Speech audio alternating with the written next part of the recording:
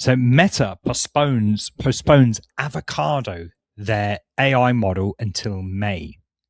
Command AI.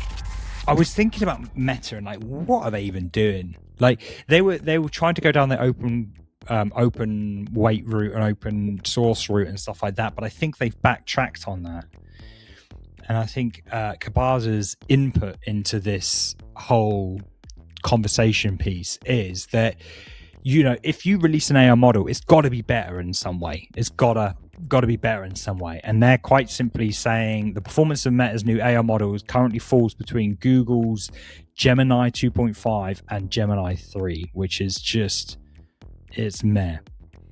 And I also wonder if this is their closed source model, because we don't actually expect all that much from Llama because it's an open source model.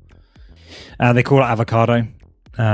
Slated for the first quarter launch, so we're coming up to the end of the first quarter. So yeah,